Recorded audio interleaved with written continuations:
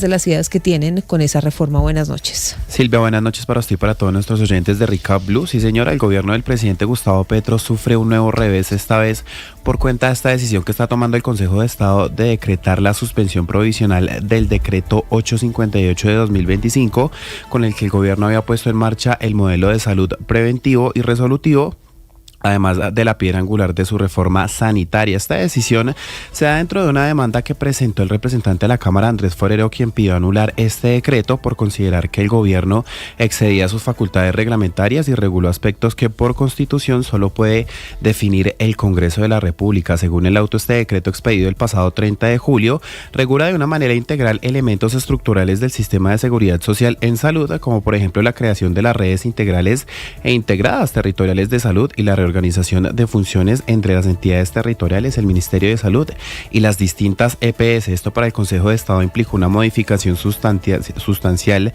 del modelo de prestación del servicio público de salud en Colombia, e incluso la demanda sostiene que el decreto omitió la consulta previa con comunidades indígenas, pese a que las nuevas disposiciones podrían impactar el sistema indígena de salud propia e intelectual. Entonces, con esta decisión que toma el alto tribunal, se suspende provisionalmente eso que algunos sectores llamaban la reforma a la salud vía decreto. Silvia.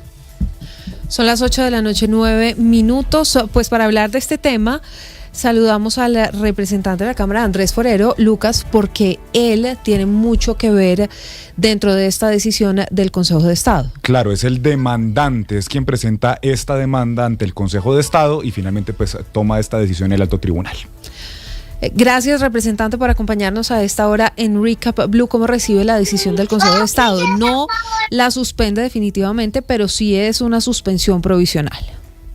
Silvia, muy buenas noches, un saludo para ti, un saludo para la mesa y para todas las personas que nos oyen en este momento. Y efectivamente hay una suspensión provisional de la aplicación del decreto 0858 del Ministerio de Salud y Protección Social, que básicamente, como ustedes lo señalaban antes de darme la palabra, era, a nuestro juicio, una implementación vía decreto, una implementación por la puerta de atrás de la reforma a la salud.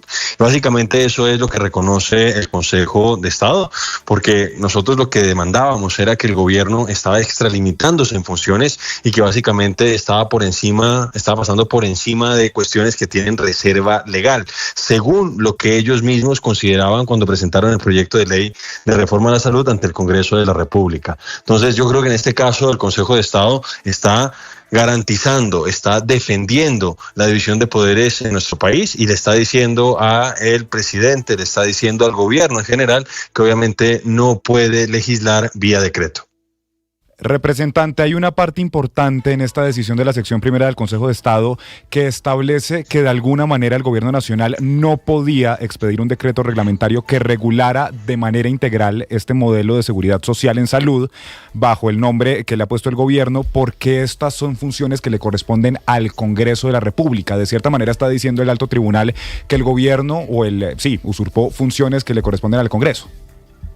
Así es, pues básicamente, y además es que el gobierno mismo lo sabe, el gobierno trató de hacer esto de manera hábil, pero el gobierno cuando presenta la reforma a la salud, pues ellos mismos estaban reconociendo que esos artículos, esas modificaciones, esos cambios que nosotros consideramos que son estructurales al sistema de salud, pues requerían el concurso del Congreso, requerían ser aprobados por ambas cámaras, requerían ser una ley, es decir, tenían reserva legal, y a pesar de eso, cuando empezaron a haber dificultades en la Comisión Séptima del Senado, lo que terminan haciendo es sacando esas mismas disposiciones a través de un decreto. Entonces, lo que yo siento que está haciendo, vuelvo a insistir, el Consejo de Estado, la sección primera, es básicamente reconocer la división de poderes que existe en nuestro ordenamiento jurídico y decirle al gobierno nacional que ante este tipo de cambios estructurales en el sistema de salud, pues requería una ley y que no lo podía sacar artificiosamente a través de un decreto.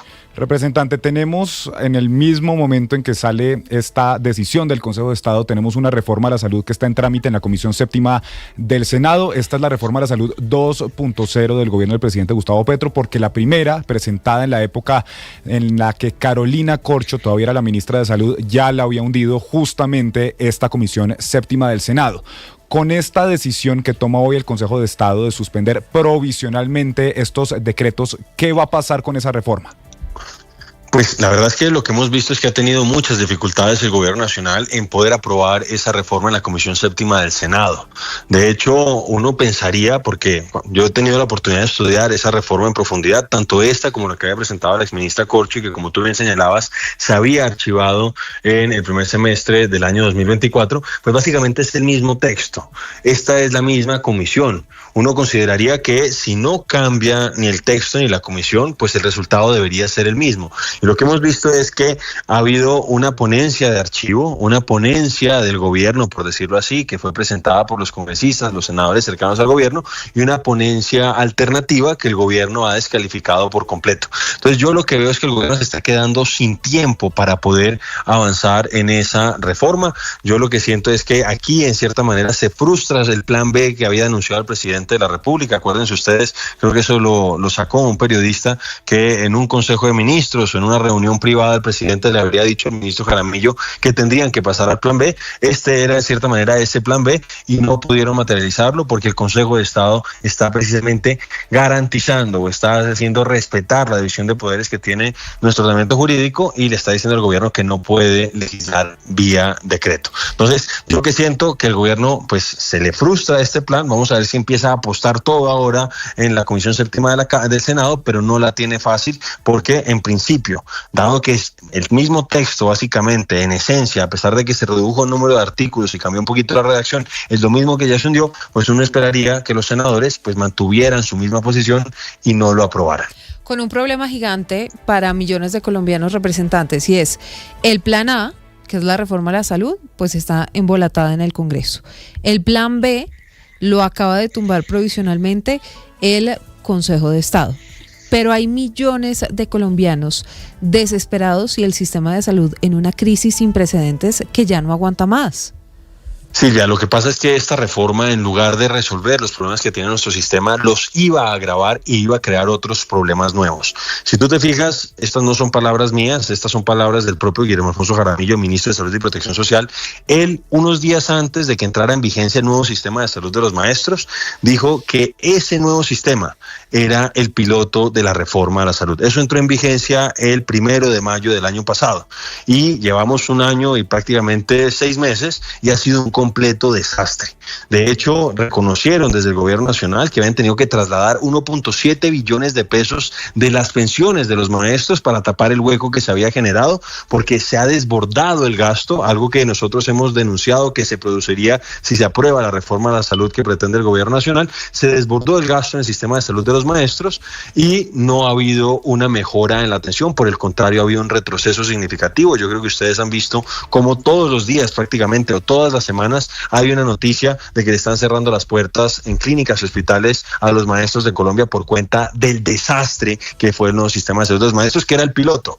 Entonces, yo no creo que esta sea una mala noticia para los colombianos, por el contrario, creo que es muy buena porque frena la implementación de esa mala reforma que ha tenido un piloto que ha sido un desastre por la vía del decretazo. Entonces, estamos conscientes que el gobierno ha generado una crisis en el sistema, pero esa crisis no se resuelve con la reforma. Por el contrario, se hubiera agravado, se hubiera agudizado si se hubiera aprobado o si se hubiera mantenido esa reforma vía decreto. Representante, hoy el gobierno del presidente Gustavo Petro, a través de su ministro Eduardo Montealegre, presentó el borrador de un proyecto de ley para convocar a una Asamblea Nacional Constituyente. Y el argumento que ellos utilizan es un bloqueo institucional. Lucas le decía, la reforma a la salud, ya esta es la segunda vez que intenta pasarla en el Congreso, se hundió una vez y pues en esta segunda oportunidad la verdad es que la situación está compleja también allí en la Comisión Séptima del Senado. La reforma pensional tiene problemas en la Corte Constitucional, incluso ya hay una ponencia negativa del presidente de la Corte, del magistrado Ibáñez. Y así sucesivamente, ¿cómo interpretar esta decisión del gobierno de llamar a una constituyente por lo que ellos llaman bloqueo institucional? ¿Esto sí es un bloqueo institucional o es más bien el Congreso independiente, el judicial independiente, las cortes independientes, pues poniéndole freno a esos proyectos que de alguna u otra manera no le funcionan al país o tienen vicios de trámite? Pues precisamente, Silvia, yo considero que esta es la operación de los frenos y contrapesos previstos en nuestro marco constitucional. Esta es la operación de la división de poderes que está prevista en nuestro ordenamiento constitucional, y el gobierno, pues un poco parafraseando las palabras del profesor Gaona, pues está confundiendo el funcionamiento de la división de poderes, el funcionamiento de nuestros frenos y contrapesos, con lo que ellos denominan un supuesto bloqueo institucional. Lo que ellos denominan bloqueo institucional es lo que en el resto del mundo se denomina funcionamiento de un orden democrático con división de poderes y con frenos y contrapesos. Entonces, yo sé que el presidente de la República mira con añoranza lo que sucede al otro lado de la frontera, mira con añoranza lo que está pasando con el régimen de Nicolás Maduro. Él quisiera tener un Congreso de bolsillo, él quisiera tener unos jueces y unas cortes de bolsillo, pero afortunadamente en Colombia todavía hay democracia. Y yo siento que es muy diciente que el señor Montealegre haya decidido hacer este anuncio de este proyecto de Asamblea Nacional Constituyente más que desde China, sobre todo haciendo alusión a Mao Zedong. Entonces, a mí sí me preocupa mucho lo que está haciendo el presidente, incumpliendo una promesa de campaña, pero yo lo que siento es que ante la crisis que se está viviendo en el país por sus malas decisiones, la crisis diplomática que estamos padeciendo en este momento los colombianos, pues se está tratando de desviar un poco la atención. Yo creo que ya no tiene tiempo para poder adelantar ese inconveniente proyecto de Asamblea Nacional Constituyente, pero lo que muestra el presidente una vez más es que le tiene alergia a la democracia y le tiene alergia a la división de poderes. Representante, justamente usted habla del presidente Gustavo Petro, quien ya se pronunció a través de su cuenta de Twitter sobre esa decisión del Consejo de Estado. Pues usted presentó esta demanda y dice el presidente Petro: lo digo con todas las letras, suspender un sistema preventivo en un país es ir contra la vida humana. La ley ordena un sistema preventivo para Colombia. ¿Qué le responde usted al mandatario? Pues lo que yo le respondo es que tiene que revisar lo que está pasando con los maestros de Colombia. Él tiene que revisar lo que está pasando en este momento con las EPS intervenidas por el gobierno y en particular con Nueva EPS, porque ustedes habrán visto declaraciones del señor presidente de la República, mensajes en su cuenta de X donde dice que ellos ya están implementando la reforma en las EPS intervenidas, y lamentablemente, en lugar de ver cómo mejora su atención, los pacientes, los afiliados a esas EPS intervenidas han visto cómo les cierran las puertas en clínicas y hospitales, han visto cómo se les demoran más tiempo en entregarles sus medicamentos, en habilitarles sus tratamientos. Y una cosa que yo he venido denunciando todo este tiempo es que ya ni siquiera las tutelas están sirviendo porque los interventores están desacatando los fallos de tutela. Entonces, el presidente tiene que entender que el papel aguanta todo y que su sistema estaba mal diseñado, y es por eso que no tuvo nunca ninguna clase de legitimidad social, y que, vuelvo a insistir, no se trata de hacer futurología, estamos padeciendo en tiempo presente su piloto, que es el nuevo sistema de salud de los maestros, y las intervenciones de las EPS por cuenta del gobierno. 821, representante, esta semana ustedes en el Centro Democrático pues recibieron la noticia de la decisión del Tribunal Superior de Bogotá de absolver al expresidente Álvaro Uribe. Usted ha sido muy juicioso en la Cámara de Representantes, pero ¿qué han conversado sobre la posibilidad, por ejemplo, de que usted suba a la lista de Senado? Lista en la que, en teoría, no sé si ya esto cambió después de la absolución, el expresidente Uribe estaría en el puesto 25 para jalar esas 25 curules o más. Pues Silvia, lo que haya dicho el partido es que efectivamente la lista del Senado sería una lista cerrada, y el presidente así lo había manifestado, y creo que lo ratificó después del fallo del Tribunal Superior de Bogotá, el director del partido, Gabriel Vallejo. El presidente ocuparía el renglón número 25.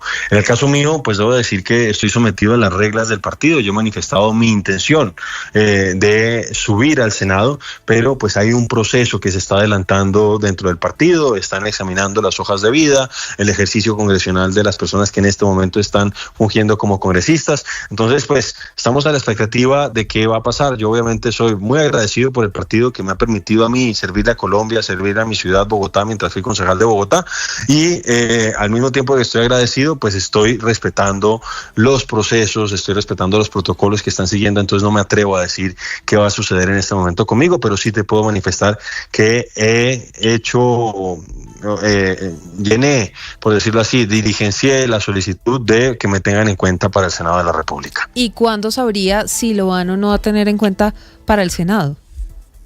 Pues yo creo que esto va a tomar un tiempo. Hay un comité que está estudiando los perfiles de cada uno de los aspirantes, de las personas que han manifestado ese interés, y yo me imagino que pues avanzado el mes de noviembre podemos tener pues unas primeras noticias de esa lista al Senado de la República.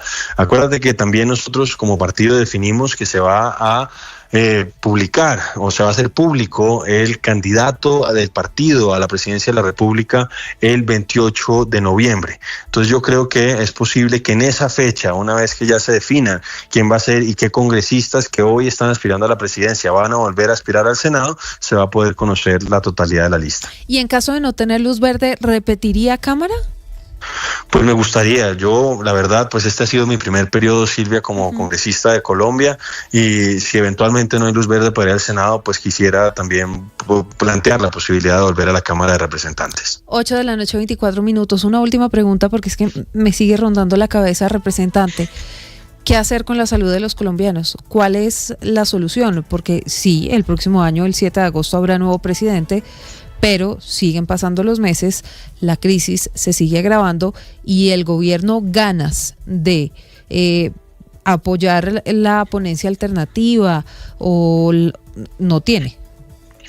Sí, yo en todo caso no estoy partidario de la ponencia alternativa, te debo decir. Yo creo que es una ponencia que mantiene muchos de los problemas que hemos identificado en el proyecto del gobierno nacional, pero y por eso yo siento que eso no contribuye a arreglar los problemas del sistema. Pero mira, para que quede claro y nos entiendan los oyentes, incluso en el escenario en que se aprobara la reforma tal y como pretende el gobierno nacional, eso no va a resolver los problemas que se están viviendo en este momento, Silvia. Claro. Porque la reforma tiene previsto 2 años de transición para entrar plenamente en vigencia una vez que sea sancionada por el presidente de la República. Entonces, también hay que desenmascarar esa narrativa del gobierno nacional, porque no es cierto, por los tiempos que están previstos en la misma reforma, que esto vaya a resolver los problemas que se viven hoy.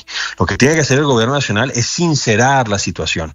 Lo ha dicho la Corte Constitucional, la unidad de pago por capitación, los recursos para la salud son insuficientes. El gobierno, de forma deliberada el año pasado, hizo crecer la UPC por debajo del incremento del salario mínimo y hoy se están viendo las consecuencias. Y adicionalmente, pues hay mucho ruido a propósito de la manera en que están manejando las EPS intervenidas los interventores nombrados por el gobierno nacional. Mira, no tiene ninguna presentación que una de las empresas más grandes del país, que es 9PS, que tiene más de 10 millones de afiliados, haya tenido 3 interventores en menos de 1 año y medio. Imagínate cualquier gran empresa del país si es que va a tener ese tipo de administración. Y ahora vemos que no solamente hemos tenido 3 interventores en 1 año y medio de 9PS, sino que llega otro superintendente nacional de salud, el 4.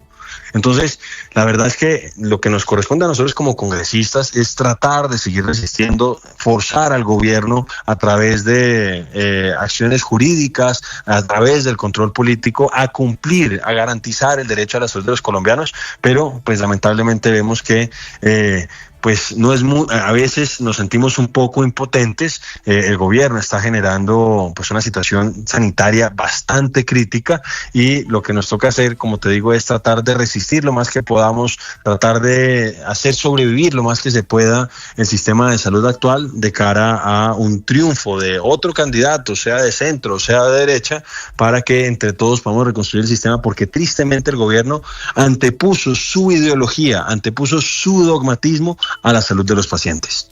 8:27 es el representante de la Cámara por el Centro Democrático, Andrés Forero. Gracias por estos minutos con Blue Radio conversando sobre este tema que afecta a millones de colombianos y la decisión del Consejo de Estado de suspender de manera provisional el decreto con el que el gobierno pues implementaba parte de eso que todavía no ha sido aprobado en el Congreso a través de la reforma a la salud. Gracias y feliz noche. A ustedes muchas gracias, Silvia. Un saludo para la mesa y para todas las personas que nos oyen en este momento. Un saludo. 8:27 en Seguro.